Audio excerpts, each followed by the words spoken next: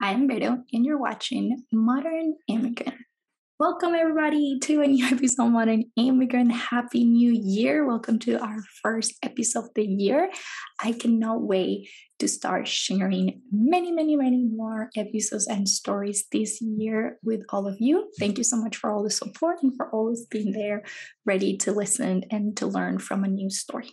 Today, Jen Ngozi is here with us, and I couldn't find a better interview to kick off this year and to start the year with an amazing woman that's going to inspire all of us. So Jen is a first generation immigrant. She has a Nigerian background. She grew up and was raised in the US with Nigerian parents, and she's going to tell us her experience of growing up as a first generation immigrant in the US. What were the things she learned at home? What were the things she had to learn by her own when she entered her career in a corporate world? She's also going to share all her knowledge from founding NetWerk, which is an amazing platform that's helping women of colors and first generation women to start leading and to start getting into leadership positions, to take control of their careers and of their life. And it's just such an amazing opportunity to learn from her. She left her corporate work, she left her job at a corporation in America, and then she started her own thing. So it's a lot of inspiration. And if you're a woman, if you're a woman of color, if you're first generation, and you're trying to move from your 9 to 5 job to your own project, I think this episode is going to be so special and so important for you to listen to. We talk about the pressure of being perfect as immigrants. We talk about how can we redefine success and many other things that you're going to learn from Jen. So thank you so much for being here. Don't forget to subscribe. Don't forget to click subscribe if you're on YouTube or if you're listening on the audio platforms. Also, check our Instagram at Modern Immigrant, where you can find all of the other things we're doing besides the podcast, like our merch that you can purchase and support immigration causes. So thank you so much for being here. Enjoy this episode and share it with someone if it was helpful to you. Thank you. Jen, I'm really excited to have you here at Modern Immigrant today. This is exciting. Welcome. Thank you for having me, Vera. It's great to be here. I love the mission and love the work you're doing. Yeah, and I can't wait for listeners to hear about what you do. So why don't you start by introducing yourself? Tell us what you do, and then we can ask more questions about immigration. Yeah, well, hello, everyone. I'm Jen Ngozi, and I lead a global women in leadership platform and movement. It's called NetWerk. And we started, a lot of it was just my background and my experiences in corporate America, being a first generation immigrant originally from Nigeria. You know, when I grew up, my family, they were here living trying to fight for the American dream. And, I saw how my parents did things and I learned so much from them. As an immigrant, your parents are your first teachers. And my parents were really great teachers, but I did realize very early into my career that there was just so many things my parents couldn't teach me. Corporate jobs. So there was a lot of parts that they just didn't know. And I didn't know what I didn't know until I started my career and I started to realize how much catch up that I needed to play as an immigrant. You don't realize that you don't know these things and that you didn't grow up learning a lot of the things that your peers did. So you're playing catch up and you're a little bit behind, and you realize that it holds you back so much as an immigrant. So much of what you learn is about labor and working hard and putting your all into work. And there's just so many great areas that you'll notice when you get into the workforce that, our immigrant parents, they didn't teach us, and we don't blame them. They did the best that they can do with what they had and what their experiences were. But, I thought to myself, if I'm having these challenges starting off in my career and taking off and getting into those leadership roles, then I know that other women, other first generation women are experiencing the same. Other children of immigrants are seeing the same work. That's what inspired me to launch NetWerk. Amazing. As an organization that was hosting events, and fortunately for us, our community was able to grow and blossom. And now we've pivoted to an online platform, and definitely COVID had a lot to do with that. Yes. Be able to spend our time online, but our platform really focuses on women who are first generation and women of color, because a lot of the experiences that we face in the workplace are the same. A lot of the things we don't know, when we start our careers are the same. And a Yeah. lot of our upbringing and our backgrounds is just they're so similar. And we realize that, if we come together and help each other fill in these gaps, then we're Mm. so much stronger as a community, and we're going to start to see more of us in those positions of power. Yes. Yeah. Thank you for sharing that, and thank you for explaining it. And I think that's why it's so important that we talk about our experiences, right? As first generation immigrants, as second generations, third generations, right? Like how we bring those things that we were taught at home and as kids. And I wanted to ask you, so it definitely sounds like you were experiencing those difference or the impact of being a first generation immigrant when you enter the corporate world, that you were like, oh wait, I wasn't taught these things. But I was wondering if you ever noticed that also when you were younger as a kid or at school, like what were those differences that you saw, that were impacted you, that maybe things that you were seeing in your house weren't kind of the things that you were seeing out in the world as a daughter of an immigrant in an immigrant family. Yeah, I think that's a really great question, and it's so crazy. Like when you're a child, there's this innocence, and you don't realize like certain things that are going on. But I'm sure you've experienced this when you're out with your peers when you're a child, and there are jokes and there are things that people are relating off of, like cultural things, and you don't get it. Yes. You're like, okay, like I missed the joke. I didn't understand that. And you don't realize it. It's because when you go home, it's almost like you're coming into a different life. So it's like you have two lives. You have your home life as an immigrant. And then when you go out, it's almost like you try to leave that behind you because you want to fit in. Mm, Child, although you don't know a lot, you know that you're different. I knew that when my parents showed up to school and they came out, they stood out. They looked different. They wore traditional Nigerian clothes and they had accents. So a lot of my home life was really different from my mm, school life. So I did see myself noticing the difference and really almost trying harder to like fit in. yes. Fitting Mm, in was like a big one. When you're a child, you want to fit in, but when you're an adult, you start to embrace those differences and celebrate them. But when you're a child, you're different. You can't always put your finger on it right away, but I knew I was different, and I knew that I had to work hard to like understand both cultures. yeah, and that can be so hard, right? And I think that really goes into our main topic today of talking about that perfectionism, right? And that failure, that fear or failure that a lot of immigrants have. And I would love to hear kind of like your experience with with that topic. Because yeah, it's almost like a burden, right? Like we carry this necessity to succeed, be different, be better, do double the work. And wow, that's a lot. Yeah. Yeah, you're absolutely right. And it's a tricky thing because it's not necessarily a bad thing because having that burden, that pressure on you, it pushes you throughout your career. Like, a lot of people they're searching for motivation. They need to listen to inspiration and they need all of this, external motivation. For me, all I have to do is go spend time in my country, go home for 1 month or take a trip. All I have to do is connect with family back home, turn on the news, just see how life is so different where you're from. And that's a constant reminder. And obviously, our parents, they'll never let us forget where you're from. Well, don't forget this, don't forget that. And, they tell the stories throughout your childhood so that it stays with you. It Mm, stays with you and it pushes you. But it also puts that added pressure on mm. you. And it almost paralyzes you to failure. I'll give you an example. Yes. Children of immigrants, we tend to pick specific career fields. And the reason is because our parents tell us it's safe. When you come from another country, when there's not a lot of opportunities, when you come to America or when you come to a country or land with so many more opportunities, you want to go the safe route.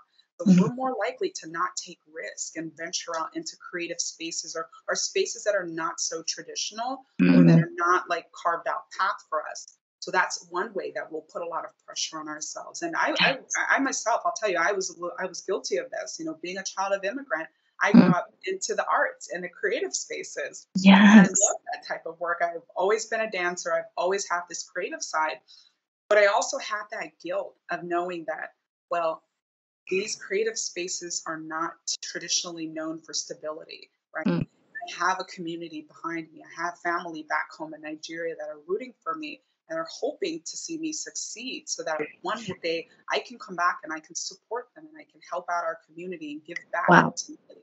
So you Mm, have this burden on you. It's like, well, it would be nice to take this more creative and different route, or I can play it safe and do mm. something that I know increases my chances of being successful. Yeah, and kind of return some of the efforts that your parents did. We recently talked about this in an episode where we were talking about being your parents' retirement plan, right? And I love that you're talking about this.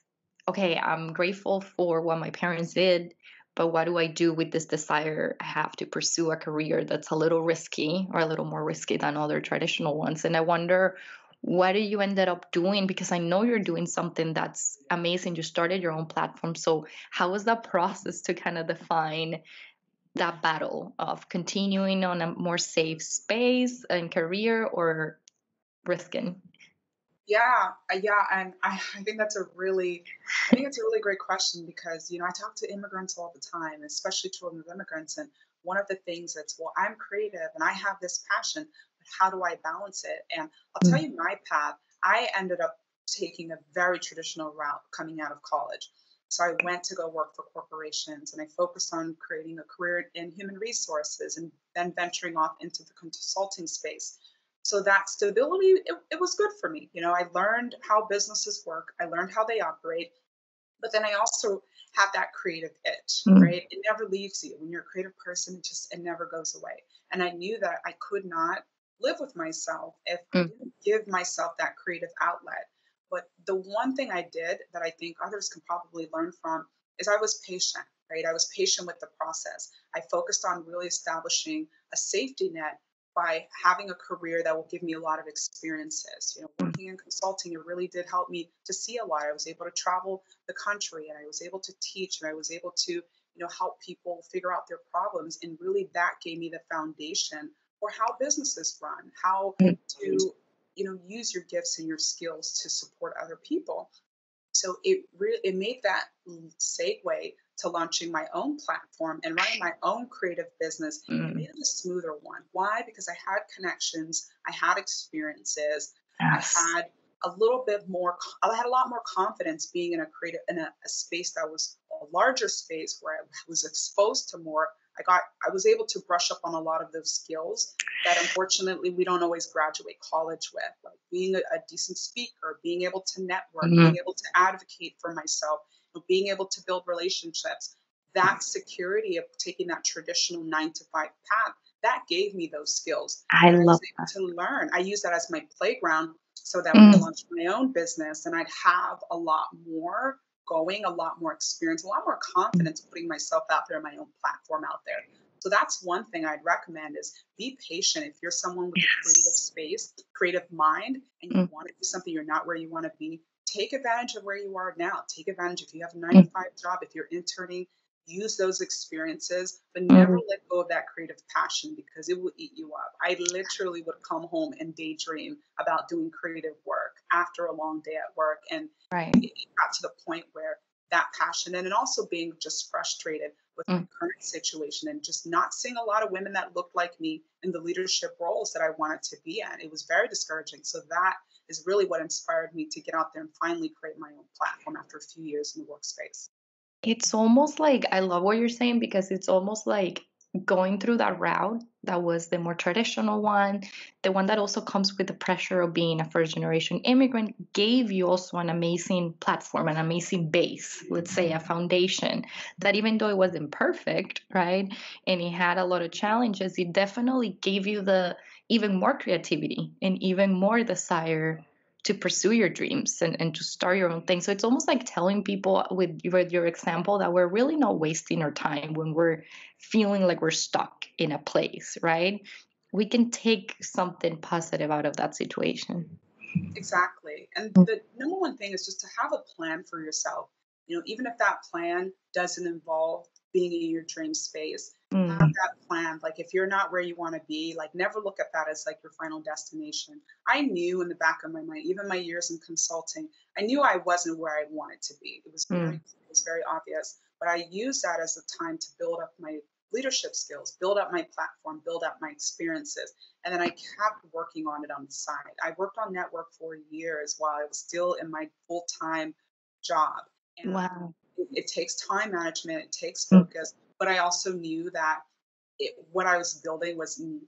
Every day was the reminder when promotion yeah. season would come up and I'd see all of the list of people that were promoted and none of them looked Mm. like me. And that was my constant reinforcement that the world needs what I'm building. They absolutely And do need it. And I need to be patient with myself and go and build that. mm, that consistency, I love it. And I feel like that comes with, yeah, I really admire what you're saying because you say that you kept going. Like that strength, right? Because sometimes you're not seeing even the benefits in the moment and you're not going to see them until like a long time, but you need to continue to be persistent. And I'm really interested on asking you for us to understand what were some of the challenges that you were seeing or how the lack of representation was affecting you, right? Being a woman in the corporate world, being a first generation immigrant, being a woman of color, like kind of share with us some of those things that I have never worked in like the corporate America, right? Like I have always worked in nonprofits and really small spaces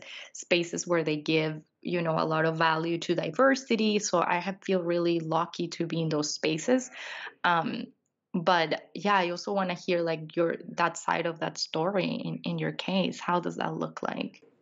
Yeah, a couple of ways. I will Mm, say this past year really called out companies and really forced them to find out what can they be doing to promote more diversity. mm, And I will say a lot of, what you'd go through as a woman of color in the corporate space, some of it is so silent. It's like invisible. And mm, it's like hard to really articulate, but it's there. But it's not always in your face. It might show when you're doing the same job as someone else, but they're earning much more than you. There's so much studies and data that show that. We tend to earn less for the same work as you would see someone in the majority groups, right?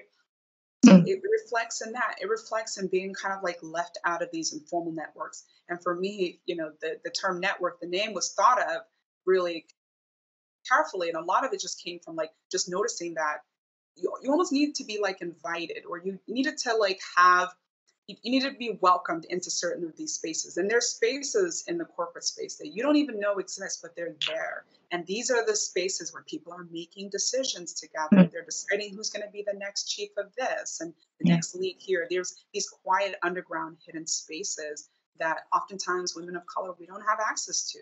We Mm, don't even know that they exist. And that's great. that's for me why it was so important to create a network that was inclusive and that Mm, focused on things that we deal with. And even the training you would mm, find in corporations, they almost make a lot of assumptions. They assume people are coming off and they're starting their careers in the same place, the same level, the same education types. But a lot of us have different educational backgrounds. A lot of us, especially those of us that are first gen immigrants, what we learn at home about what it takes to be successful at work is very different from what you'll see in the workplace.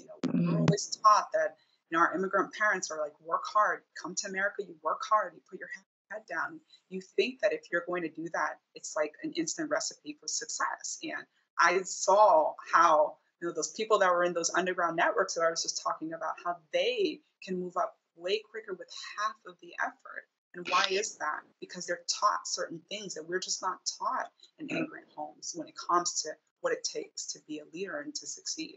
mm. Wow. Thank you so much for sharing that. Like, it really blows my mind to hear that those things are happening and they're so subtle, right? So people like we're feeling it. We feel that something's off. We feel like why am I not, going higher in my career if I'm doing the same? But at the same time it's so tricky, right? When things are going by like, well, as you said, some of the things you don't even know existed. Like it can't happen. Like that's terrible. And I'm so glad to hear that you created your own space where you're welcoming people that are struggling like that are different and that feel like they don't have a voice somewhere else. Like thank you for doing that. That's just so amazing. Yeah. So something that I wanted to ask you was okay, for the listeners that are right now kind of like checking out your story and checking out this topic of fear of failure, what can you say to someone that's completely scared, paralyzed, that don't know what to do, that feel like they're going to risk a lot, they don't want to fail. They don't want to fail for themselves, for their family, for their backgrounds. Yeah, what's something that you can tell us about that fear? Yeah, I think it's one thing that a lot of us immigrants and first gens we have in common is just that extra pressure and like we have to, be perfect. We don't want to let anyone down. But I will say this, one thing that has really helped me throughout my journey, just really like toss that aside, is being hyper focused on my own journey, and cutting out other distractions. And I'll tell you this, like nowadays we're able to see so much of other people's lives. Social media, the internet has really connected us, which is a great thing in some sense. I mean, I couldn't do what I'm doing without the internet, right? But the bad part is that you're able to compare a lot of your journey to other people. And I always remind myself, my chapter one is not someone else's chapter one. So while you're looking at someone else's journey, you don't know Mm, all went behind the scenes to get them to where they are. All I know is where I am in my path. What am I doing? I close my eyes and I imagine what is day one? What does chapter one look like for me? And for me, as an immigrant, I have to remind myself chapter one looks like coming to this country with nothing, starting from ground zero. The generation before me didn't go to school, they didn't have education, they were illiterate. This is my grandparents' generation. I had to remind myself that's what chapter one looks like. So, mm, how unfair would it be to myself looking at someone whose chapter one looked very different? And a lot was done to get them to where they are, to give them that leg up in life. And I mm, think to myself, it's up to me to focus on my own journey so that my future generations can thank me for making their life easy. My mistakes only mean that they won't necessarily need to they don't need to make the same mistakes as I did. So mm, that's really how I kill that fear of perfection is I remind myself that there's future generations coming after me that are going to be learning from my mistakes and they're not going to be criticizing my mistakes. They're going to be thanking me for making those mistakes so that they're not making those same mistakes themselves. mm. Wow, that just reduces the fear immediately. Like you were saying it, and I was feeling better about the mistakes I have made. Right. Just thinking about the future generations, just thinking about even my ancestors' mistakes and how that have led me to do what I'm doing today too. How that led me to even talk about immigration and create a podcast about immigration, not because they made certain mistakes in immigrating, but because that loneliness, that pressure, that suffering. So I love what you're saying, and I love that you're really giving it a different twist to what we tend to listen about this topic, right? Just thinking about the future. Our actions are going to have an impact in the future. Either the result is positive or not, and I think that's where the growth really is, right? When we fall, when we make a mistake, like how else are we going to learn? How else are we going to grow? I know it's hard to kind of say when you're going through that moment, but it's a reality. Mm. Yeah, no, you absolutely said it. It's sometimes easier said than done. But if you think about a lot of the things that we enjoy and we take for granted today, it's because other people made mistakes so that we Mhm. have them. So we need to not necessarily be so critical of ourselves when we make mistakes. Understand that it's a part of our journey and it's a part of the process. And if you're not making mistakes, you have to ask yourself, are you really doing enough? Are you Mm. doing enough if you're not making any mistakes whatsoever? Wow. Yeah, it's almost an invitation for the ones that are listening right now to go out and make some mistakes, really, and risk Make it and mistakes. make more mistakes, please. Really. Thank you. This is so awesome. And there's something while I was, yeah, just chatting with you, there's a very common question here in the podcast that I would love to ask you, which is how do you balance, and I know this can be tricky, but how do you balance your background as a daughter of a growing up in a Nigerian home and also an American, right? Like you have both cultures very present in your life. How do you balance them, or how do you stay true to your roots too? Because it's really easy to, especially growing up in this country. Like even for me, like I moved to the US 8 years ago, and I still see myself leaving things from my background behind. right? And it's very recent. So I wonder for a person that, yeah, grew up here, yeah, how do you do that? I think that's something that a lot of immigrants wanna hear. Yeah, no, that's a really great question because I'm not gonna lie, like it's some days like when you're like I told you earlier, when you're a kid, you just want to fit in so much. You just want to be regular. You don't want to stick out. But now you find yourself like, I love the fact that I'm different. I love being able to go to another country and call it home. Like you love it. You start to embrace it. So, but what I say is that like I want to hold on to the parts of my culture that I love and I celebrate them, but also I want I want to show people where I'm from, like what all is possible. I want to venture off into territory that people don't typically touch where I'm from and succeed at it so that it shows others that it's possible. I want to kind of like redefine what being successful looks like because sometimes immigrants, we have one vision of what success looks like. So by throwing that out and like creating my own path and my own lane, it's now going to invite other people to be like, hey, you know what? If Jen did that, I can do that. And I think that's what it means to almost like celebrate your culture and be proud of where you're from, but also realize that my culture is sometimes viewed in one way. This is one path. This is one way to what success looks like. But if you throw all that out and create your own path, then you're now celebrating what America taught me, and then with my own culture and combining that and showing people that success can look all type of ways. I love it. Showing that difference, showing that diversity that you have within yourself and seeing it as your strength. I love that answer. Thank you for sharing that. And I think that's something that we can all do in our daily life, just bringing that aspect of ourself that is might be different from a person that doesn't have the same background, right? Like we're gonna stand out always. And lastly, to end the interview, I know you have been talking to us about NetWerk and you share what it is, but I would love for you to tell us what can people find there, how can people connect, and yeah, what's common for NetWerk too. Are you working on NetWerk 100% now, or yes, nice. Working on NetWerk 100%. So a lot of exciting things are coming up in NetWerk, and a lot of it is really just taking a look at like what people are going through right now. So like children of immigrants, women of color, like a lot of us are COVID has turned our careers upside down, and it's made it so that we're trying to figure it out. We're stuck. We're not sure where to go. So one of the things that I found when I was getting career advice when I started my career is I saw how a lot of the career advice was just general, right? It didn't really feel personal or customized, and I just didn't feel like no one was speaking to like the things that I was going through and that understood my background.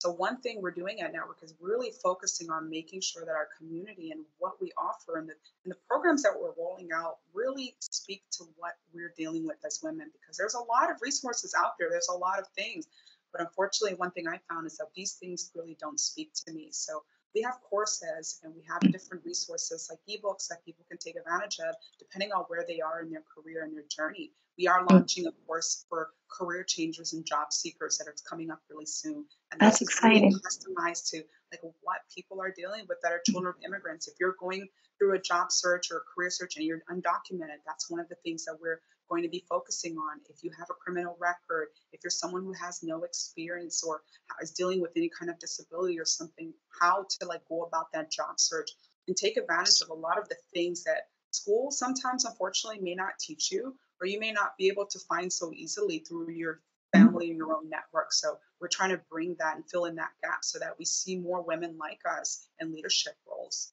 Wow, that is so amazing. Thank you for sharing that. And I'm going to definitely leave all the links for people to connect and explore NetWerk. And maybe when this episode is out, I can chat with you about, in that specific week or time, if there's any new courses or any new services that are available for people to go and apply and find them and search that. Because, yeah, I feel just so happy and I feel so much hope hearing someone like you creating a space for all of us. It's just, yeah, we just need more and more of those.